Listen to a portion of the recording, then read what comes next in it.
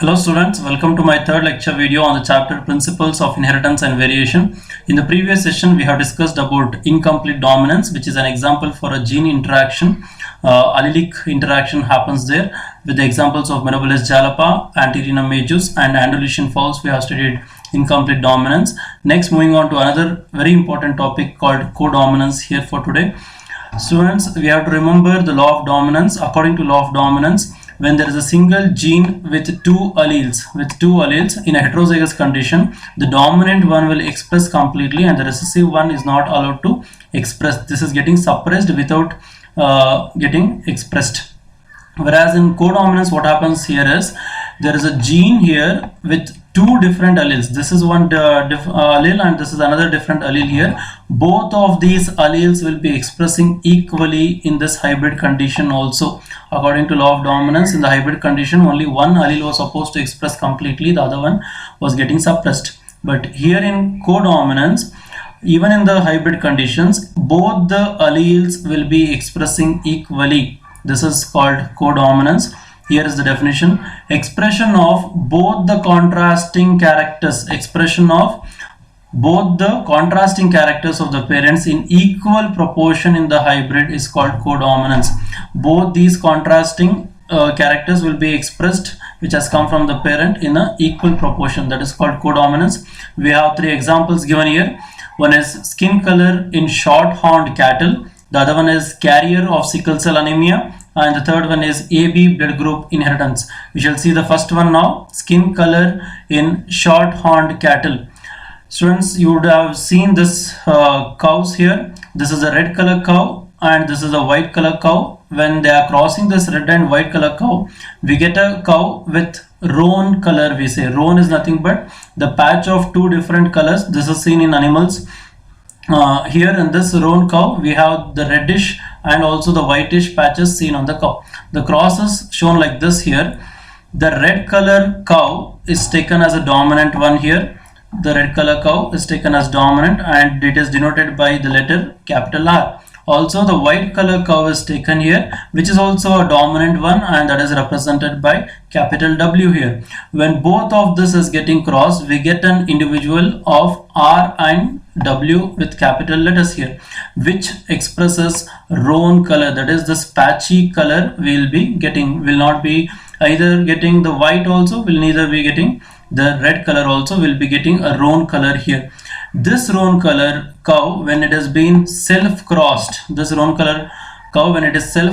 get the four individuals here. Again, among the four individuals, we get one red color one, the other two we get is round color one, and the other one we will be getting is the white color cow here.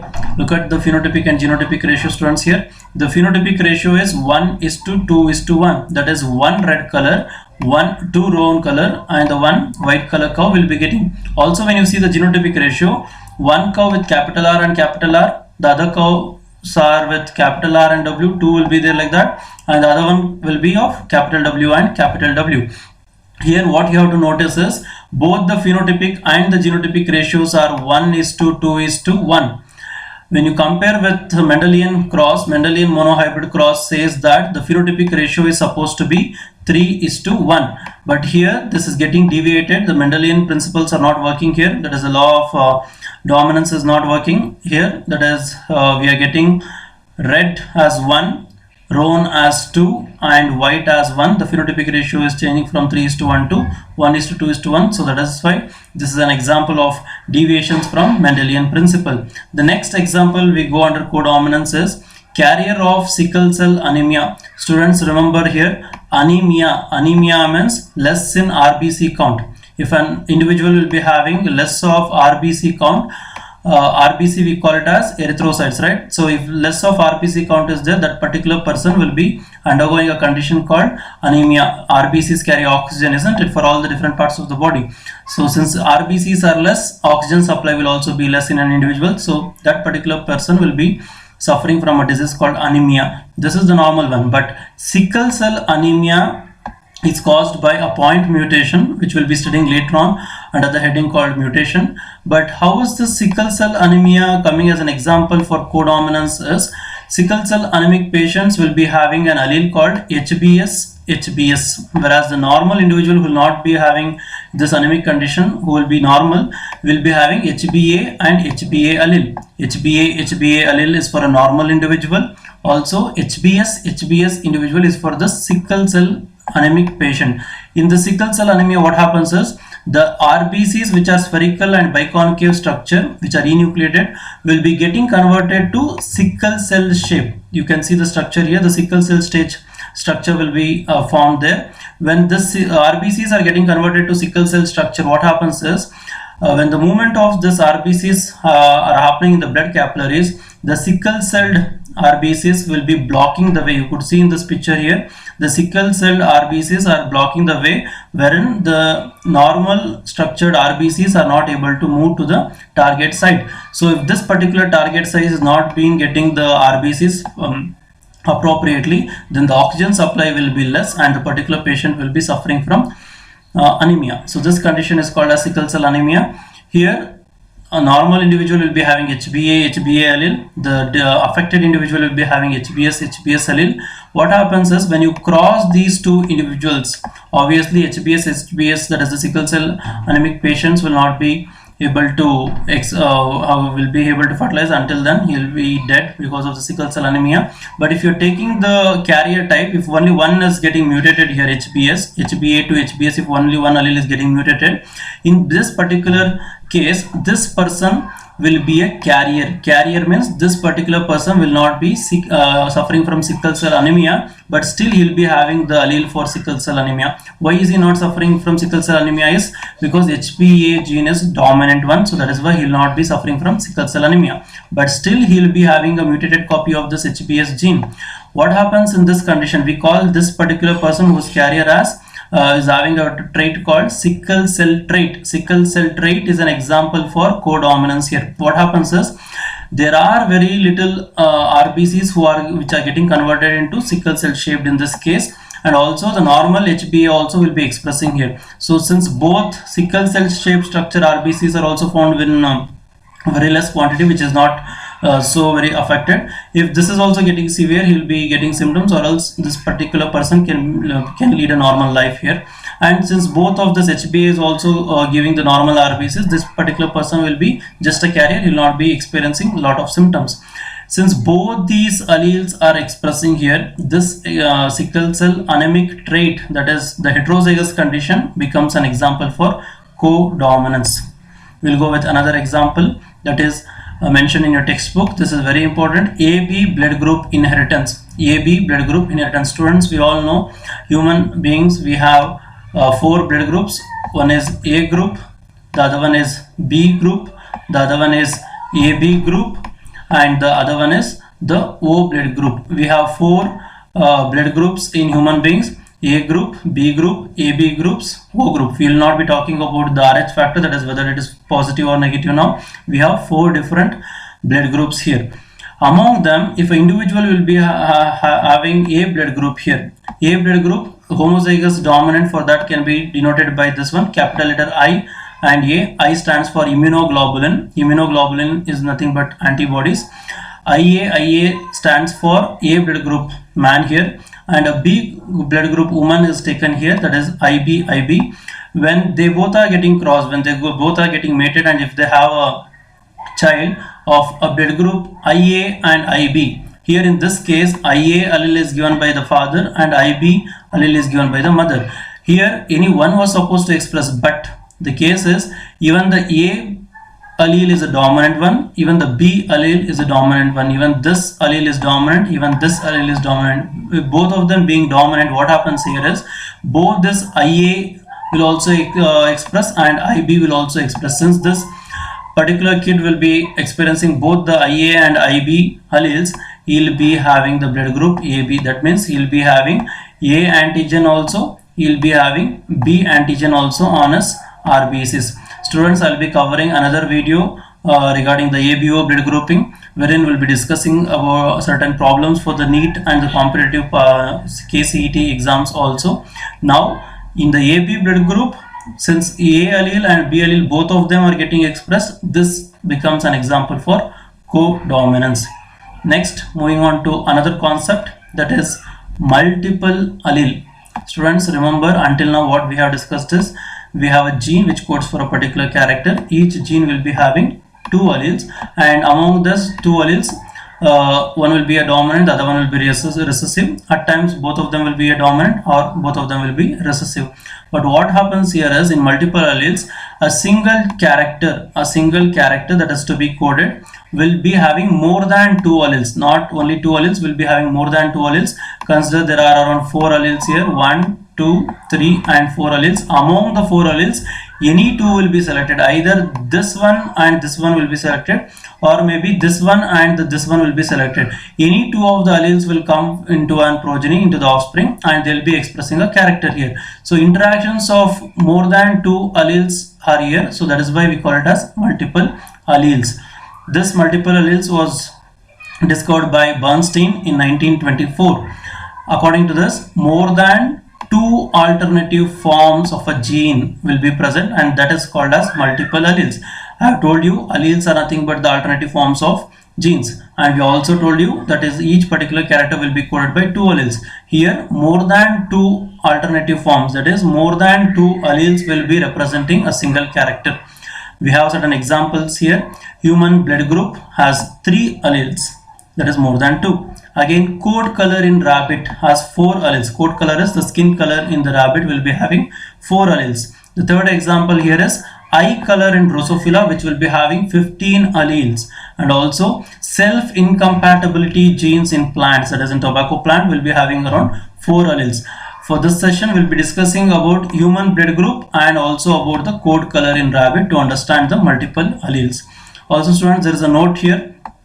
If n is the number of alleles, if n is the number of alleles in a gene, then number of different possible genotypes is equal to n into n plus 1 divided by 2. This is a formula to calculate the possible genotype in a particular organism. That is, we know we'll be knowing how many alleles are taking part in the characteristic expression. So we'll be taking the alleles and we'll be deciding how many genotypes are possible. You will understand when I take an example here. We'll move on with certain examples. The first example we have taken here is human blood group.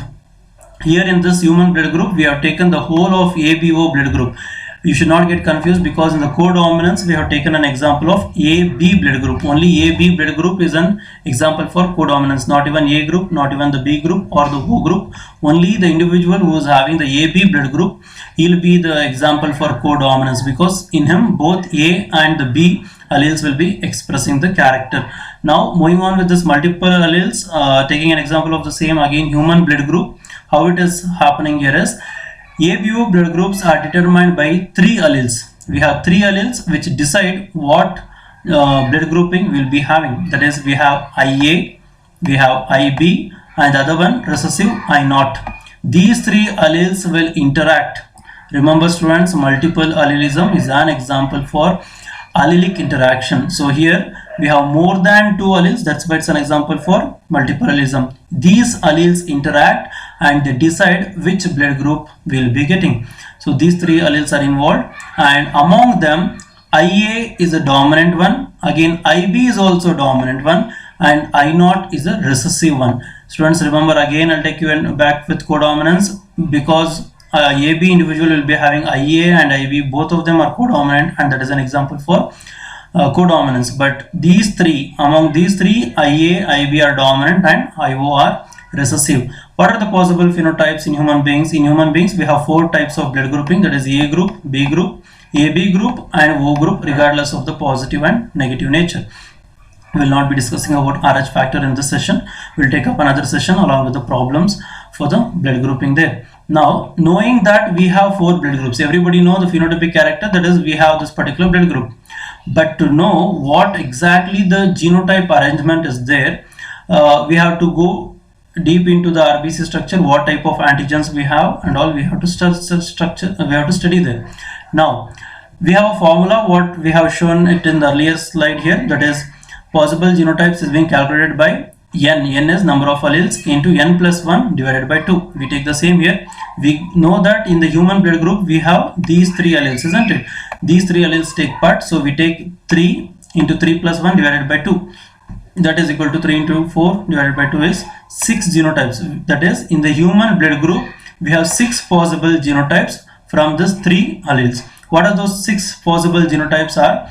A blood group individual may either be dominant or he might be a heterozygous. That is, this is the homozygous condition. A blood group, homozygous is both the alleles are IA. This individual will be having A group. Also, a particular another individual, he also may be a heterozygous for A blood group. That is, he'll be having IA and I naught here. Since this A is dominant, he will be expressing the A blood group. Again, the B blood group also, we have the similar two choices here. That is, B can either be dominant, homozygous, or it can also be heterozygous. In heterozygous condition also B is dominant, so B will express. In this homozygous dominant also the B express, so the individual will be in B blood group.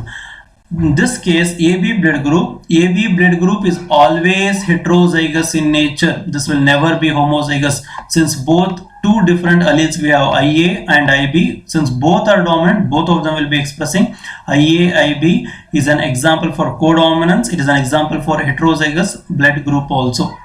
And next one we have is O blood group. In the O blood group we have two recessive alleles, I naught, and this will be giving us the O blood group here. If you have to count here now, we have allele 1 genotype, 2, 3, 4, 5, and then we have the 6. Totally we have 6 genotypic arrangement for the 4 phenotypic characters here. So here we have more than 2 alleles taking a role for the determination of the blood group, and that's why the ABO blood grouping is an example for multiple alleles. I hope you understood this one. Next one, we'll move on with another example for multiple allelism, that is coat color in rabbit. Remember students, coat color means the skin color here. If you could see the diagram, the skin color. In rabbit there are 4 different varieties of the rabbit. We have the wild type, we have the chinchilla type, we have the Himalayan type, and also we have the albino type. You could see the pictures also. We have 4 different varieties of the coat color in rabbits. Students, here wild type is denoted by capital C. That is, this is the dominant one which is having the capital C allele here. You could see here on the top the allele is been mentioned here, capital C.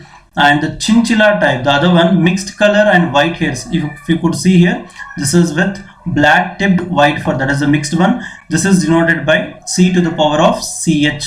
And the next one we have is Himalayan. The Himalayan has extremities are been mixed here. That is, the tips like nose, tail and feet will be having the patches of color here. If you could see, the nose is black in color, the tail is black in color, the ears are black in color, and this the body has a normal white one. So this is denoted by C to the power of H. And the other one, recessive one, we have is the normal albino one. Albino means the whitish one, which will be having the small c allele. So together we have 4 alleles here which will be taking part in the decision of which particular coat color will be there in the rabbit. We have capital C, we have C to the power of CH, we have C to the power of H, we have small c again. These 4 alleles will take part in deciding whether the rabbit is colored or chinchilla or Himalayan or albino. These 4 phenotypes we have, and now we have to see the genotypes. Students, here one more thing what you have to remember is these alleles show a gradient in dominance. They have given here gradient in dominance. That is, this capital C containing rabbit will be completely dominant. This is completely dominant one, and the small c containing this rabbit will be a very much recessive one. This one is a recessive one, and these 2 rabbits that come here, that is the chinchilla one is near to dominant, and the other one, Himalayan was, is near to the recessive one. So the grade is dominance is more in the wild type and quite less in chinchilla type, even more less in Himalayan type, and not at all in albino type. So the dominance is going like this. And after knowing the 4 possible phenotypes, now we'll be calculating what are the possible genotypes. We apply the same formula here. We know that is we have 4 alleles taking part in the interaction here. So when we calculate, we get around 10 genotypes possible here. That is, in the in the rabbit, though there are 4 coat colors, the genotypes are around 10. If you could see here, capital C is 1, this is another one, 2, 3, 4, next 5, 6 and 7, 8, 9 and 10 possible types of genotypes we have. Among them, if you could see properly, whichever genotype is having capital C, that becomes colored, that is the wild type. See, all the 4 has the capital C here. And the other one, in chinchilla type, whichever has the CH on its top here, the small c, that becomes chinchilla. And the Himalayan will not be having either the CH on its and the capital C. This is the Himalayan type. And the other one is the recessive one, and that is small c, small c. I hope you understood, students. There are 4 alleles taking part in this interaction. All the 4 together decide which particular phenotype will be there in the rabbit here. This is the code color example in rabbit for multiple alleles. Next, we'll move on to the lethal gene. Lethal gene, that means a gene which causes death. Lethal means death. You could see the definition here. Some genes which regulate specific characters in organisms, they cause death of organism if they are present in homozygous dominant or homozygous recessive state. Students, we know that there are so many genes and each gene corresponds to a particular phenotypic character. But what happens is, when these allelic interactions happen, few of the genes, not all the genes, few of the genes, when they come into homozygous dominant one, or few of them who come into homozygous recessive one, they are quite dangerous to the organism and they cause the death of that particular organism if they are in homozygous condition. Such genes who can cause the death of an organism when they are in homozygous condition, we call them as lethal genes. We have certain examples here. There are 3 types of lethality here, that is absolute lethality. In absolute lethality, what happens? After the fertilization, that is in the meiosis process, the crossing over will happen and the determination of a particular allele will be happening, which allele goes to which gamete and all, which offspring and all. So here, if individual dies in the embryonic state itself, that is after an individual baby getting a lethal gene here, if it is in the homozygous condition, the baby would die in the embryonic state itself. And that example is coat color in mice, leaves color in snapdragon. Snapdragon is nothing but the antigenome majus. So here in the embryonic state itself, if the baby is dying, that is before the birth itself, if the baby is dying, then that is absolute lethality. There is something called sublethality, that is after the birth but before the sexual maturity. Look at here, individuals die before sexual maturity, that is before the adolescence period. That is the baby is born and it has come to the adulthood, but before that sexual maturity, the baby or the particular organism dies here. That is known as sublethality. Example is sickle cell anemia. Next, another one we have is delayed lethality, that is delayed death we have. That is individual dies after the sexual maturity. That is once an organism completes the sexual maturity, the particular individual can die. Example is Huntington's disease. Huntington's disease will come for the people who are in the average age of around 40, and if the particular person is dying that with the particular disease, that is called as delayed lethality. We'll see the example in detail in the coming slides. So students, understand, lethal gene is a gene wherein each gene, as how we have the other genes, will be coding for a particular character. But lethal genes are those genes when they are coming in the homozygous either dominant or homozygous either recessive. When they come in this homozygous condition, they can cause death of that particular individual who is carrying it. Such genes are called as lethal genes. The first example we have taken here is coat color in mice. Students, L. Cunot is a person who have discovered this lethal genes very first time in the coat color in mice. So what he has discovered is the capital Y denotes for yellow color and the small y denotes for brown color here. So when the heterozygous yellow color is crossed with another heterozygous yellow color individual, what happens is, usually in the F2 generation, the capital Y individual was dying in the embryonic stage itself before getting the birth, and the other ratios were the same, that is capital Y small y were 2 of them and the small y was only 1. So this was told by Mendel, that is the ratios were 1:2:1, that is 1 capital Y, 2 two capital Y small y and the other one is small y, but since the embryonic death is happening, we calculate the ratios only after the birth. After the birth, the ratio is remaining to be 2:1. The monohybrid modified ratio here is 2:1, not 1:2:1 or 3:1. Here the ratios are been deviating from the Mendelian principle. We are getting only 2:1. Since this is dying in the embryonic stage itself, because of this homozygous condition, homozygous dominant condition, this mice will die. Look at here, that is shown in the picture also. Capital Y containing mice is dying here. The other one, the heterozygous individual, will be yellow in color, and the homozygous recessive one will be white in color. But this allele, mice which is having this dominant trait will be dying. So the ratio is 2:1. This is again the deviation from Mendelian principle. Next, another example we have is leaves color in Snapdragon. Leaves color in Snapdragon is another example for lethal genes, which is studied by E. Bohr. E. Bohr is a person who has studied this particular lethal gene. E. Bohr is a person who has studied the lethal genes in plants. So what happens here is, students, you have to remember Snapdragon is nothing but the Antirrhinum majus, what we call it as dog flower in India. This Snapdragon has two types of leaves. One is the golden colored leaves, the other one is the green colored leaves. Among them, the golden colored leaves is the dominant one over the green colored leaves. Here in this cross, E. Bohr has taken the heterozygous golden colored leaves into the heterozygous golden colored leaf. When he has crossed these two individuals, he has got capital G, small g, another capital G, small g, and small g, small g. Among them, the capital G containing dominant golden leaves plant will not be grown itself. It will be not coming only in the zygotic stage only. It is getting dead. So here other two individuals who are here will be expressing the golden leaves characteristics. The other one will be expressing the green color characteristics. So that's why the ratio remains 2:1 here. Since the ratio is 2:1, this is also the deviation from Mendelian principle. Here the absolute lethality is happening. This particular plant will not be growing further. It will be not coming at all. Next example we have is sickle cell anemia in human. Students, remember sickle cell anemia.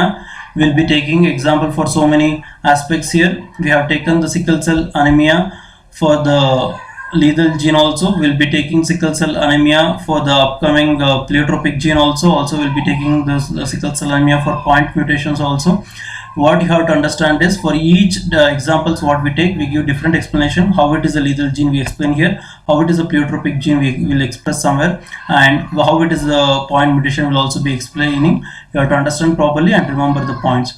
Sickle cell anemia in human, I have told you already. Sickle cell allele will be the HBS1 and the normal one will be the HBA. Here it is, HBA is the normal dominant one and HBS is the sickle cell anemic patient. Now we have taken two carriers here.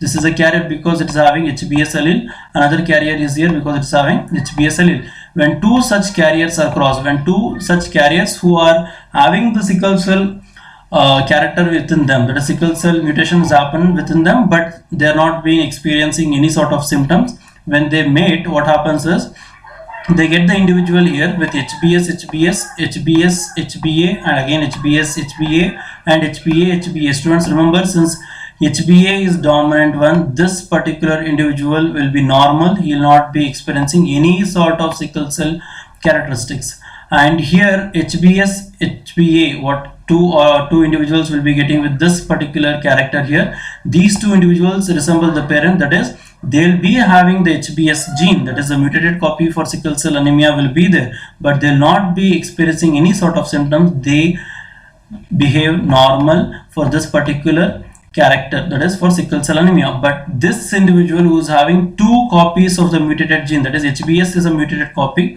from the normal HBA, since both of them are mutated, this particular individual will be dying. This is for example for sublethality, who will be getting birth and who will be dying before the sexual maturity. So this is an example for sublethality, and this individual dies before the sexual maturity.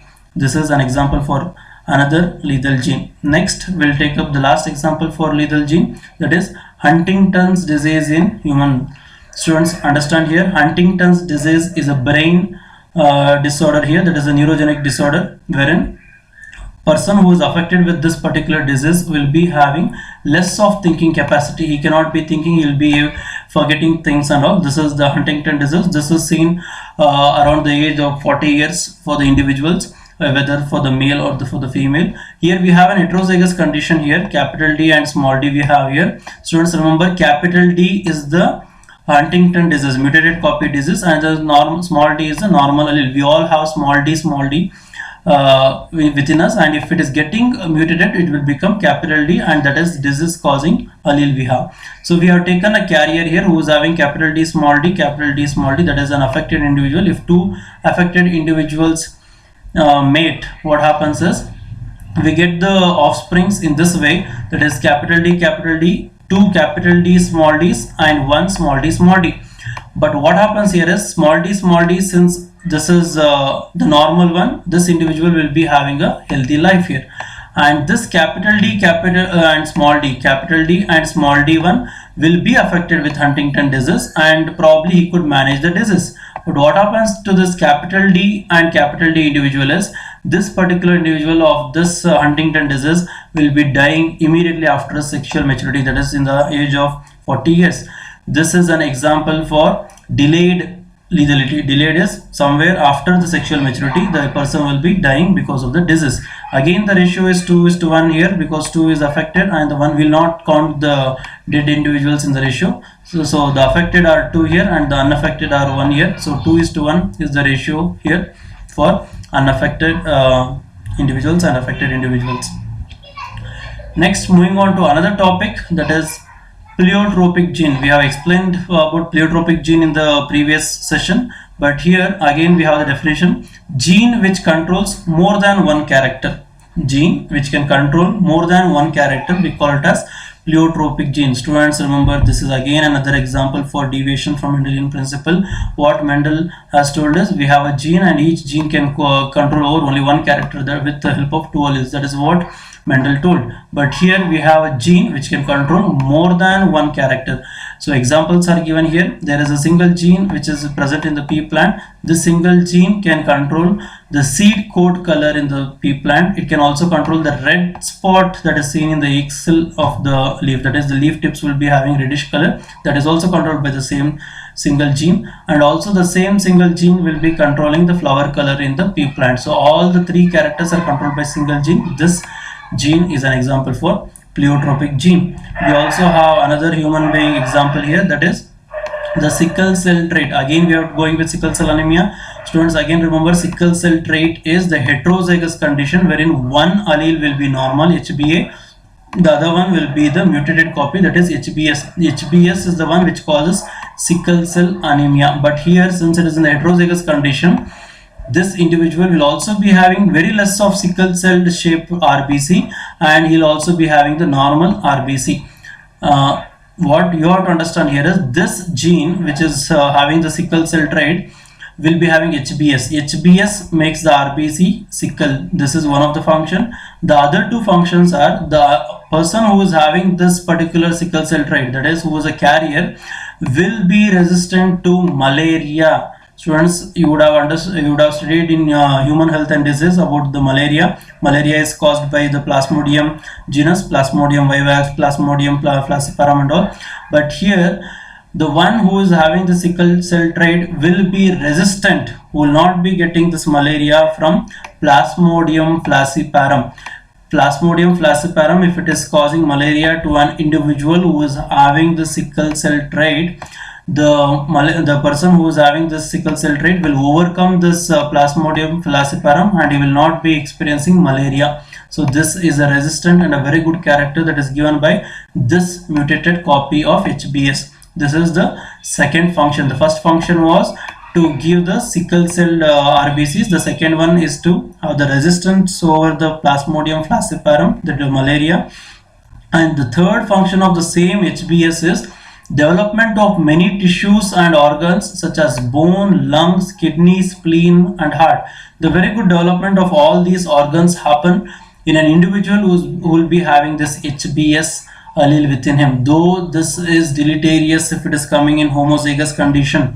If HBS alleles are in the two mutated copies, a particular person will be undergoing sickle cell anemia, he'll be experiencing the symptoms and he might die. But if he is a carrier with only one copy of HBS allele, he'll be having all the three characteristics, that is sickle cell RBCs will also be there, he'll be gaining the resistance for malaria, that is for the Plasmodium falciparum, and also he'll be having the good development of tissues and organs for bone, lungs, kidney, spleen and heart.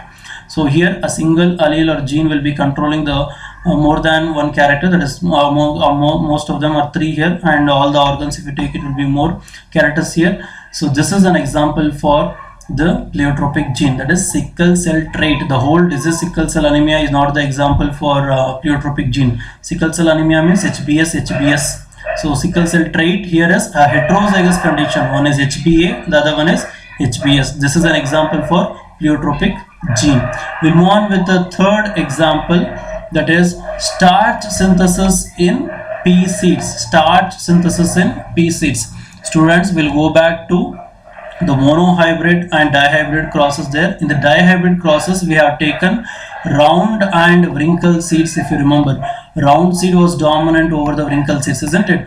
One was the round seed, the other one was the wrinkle seed. But here we'll be taking the same example, but we'll be studying something more here. That is, actually what happens is, in the pea seeds, round seeds will be having more of starch granules, and in the wrinkle seeds, the starch granules will not be there. Starch granules are nothing but the carbohydrate source. They will be very less or they will not be there. So that is why they will be wrinkled in shape. But the round one will be having more of starch granules. A bigger one, bigger size starch granules it will be having. So that's why it looks bigger, round. Now what happens? We'll be taking the same character in a different aspect. We take a pea plant which is having big round seeds here. We take another plant which is having small wrinkled seeds here. Students, there we took only the shape, that is the round one. Here we are taking the size also. Here we have told that is the bigger one we are taking, and also we are taking a smaller one along with the shape. So big round one we take and small wrinkled one we take. When we cross, we get a heterozygote. In this heterozygote, actually what is supposed to be there? We have to get a big round one, isn't it? We have to get a big round one here. Instead, we get a round one which is not so very big when you compare with the parental copy. The parental copy was having very big seed here and a very small seed here, isn't it? When you cross these two, we get a round one. This is a round one with intermediate size, not as big as the parental copy.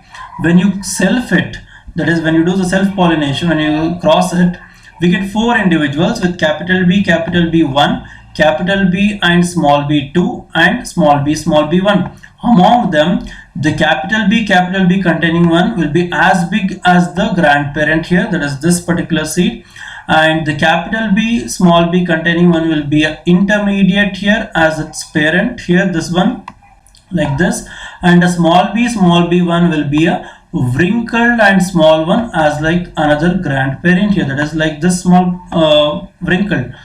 Now taking this cross into consideration, what we can explain is, if you take the starch grain size into consideration, starch grain size in the phenotype, then the alleles show incomplete dominance. Look at here, students, what happens is, in the big round seeds, actually the starch granule size will be more, the granule size of the starch will be more, so that is why the seed will be very big. But in this particular heterozygote, the starch granule size will be quite less compared to the bigger one and little more compared to the wrinkled one. So here this is an intermediate one. Since it is intermediate, we take it as a partial dominance or incomplete dominance example. We have to remember that if it has to express completely, it is a dominant one. Since an intermediate size is coming here, the intermediate size is coming here, not so very big starch granule we are getting a small starch granule here. So that is why this is an example for incomplete dominance when you take the consideration of starch grain size. But when you take the condition of this particular shape, when you take the shape here, obviously even this is round and even this is round. So this is the normal dominance, that is the complete dominance is achieved here. When you take the size of the starch, it is incomplete dominance. When you take the shape of the seed, it is complete dominance. Other than that, what we have to see one more thing is, here a single gene, that is this capital B also you can, small b also you can take, or even the capital R and small r also you can take. A single gene can control the starch synthesis in peas. Look at here, I told you in this particular one, the same capital B here is giving more of starch granules here intermediate size one, and here no, not at all here in the small b. But whereas the next character, what it is controlling here is the size of the starch granule, that is the bigger one, the intermediate one, and not at all. One is whether it is happening or not, the other one is the size, and next one is shape of the seed. If you see the shape here, shape is either round or wrinkled. 3 characters are getting controlled by one single gene here. So these 3, if it is getting controlled by a single gene, then that gene is an example for pleiotropic gene. Next, we'll be moving with the next example for phenylketonuria. For the pleiotropic gene here, students understand properly. Phenylketonuria, this particular disorder is seen in an individual who cannot metabolize the phenylalanine waste properly. And remember students, phenylalanine is a kind of amino acid. Phenylalanine is a kind of amino acid which is very good for our health also, but when it is secreted more, either through the diet if you take, or either with the metabolic waste if it is getting accumulated in the body, it's not good for our body. That is phenylalanine. This phenylalanine has to be thrown out of the body. We don't have any direct mechanism to throw the phenylalanine out of our body. We have a mechanism which can throw tyrosine very easily from our body. So what happens is, phenylalanine, that is if it is getting accumulated in our body, always gets converted to tyrosine with the help of an enzyme called phenylalanine hydroxylase. Understand students, phenylalanine is an amino acid which is quite good to our body if it is a normal amount. If it is exceeding, it has to be thrown out of our body. There is no mechanism to directly throw out the phenylalanine, so the phenylalanine will be converted to tyrosine and the tyrosine will be eliminated from our body. The enzyme which helps in converting the phenylalanine to tyrosine is phenylalanine hydroxylase. In a person who is suffering from this phenylketonuria, what happens is, there is a gene. This gene is the one which is coding for an enzyme called phenylalanine hydroxylase in the normal human beings. But in this individual, this gene that has been synthesizing the phenylalanine hydroxylase will be getting mutated. If this gene is getting mutated, there is no synthesis of this enzyme. If there is no synthesis of the enzyme, there is no conversion of phenylalanine to tyrosine, and large amount of phenylalanine will be accumulated in the body. If the phenylalanine is getting accumulated in the body, the particular patient who was having this aspect, he can have mental retardation, he'll be having the reduction in the hairs, and also he'll be having the reduction in the skin pigmentation. All these 3 characters are affected, that is the mental capability will be affected. The next one is the reduction in the hair will be happening, and also the reduction in the skin pigmentation, that is the melanin pigment will be getting lost. So all these 3 characters are affected with the single gene mutation. Another one is this phenylalanine hydroxylase is also not there. So 3 plus 1, 4 also we can take here. So since this one gene got mutated which was controlling phenylalanine hydroxylase also, and also without this the phenylalanine will be causing all these 3. So since more characters are getting disturbed because of one single gene that is coding for phenylalanine hydroxylase, this gene which is coding for phenylalanine hydroxylase is an example for pleiotropic gene. Pleiotropic gene. Students, we have discussed about codominance, which is again a deviation from Mendelian principle, wherein both the alleles in the heterozygous condition will be expressing equally. And also the second one we have discussed is multiple allelism. In the multiple allelism, more than 2 alleles will be present for a particular character, and that will be giving us more of genotypes. The third example we have studied is lethal gene under the gene interactions. Lethal gene is a gene wherein if it is coming in the homozygous either dominant or in the recessive condition, it will be causing death of an individual. That is called lethal gene. We have seen certain examples for that.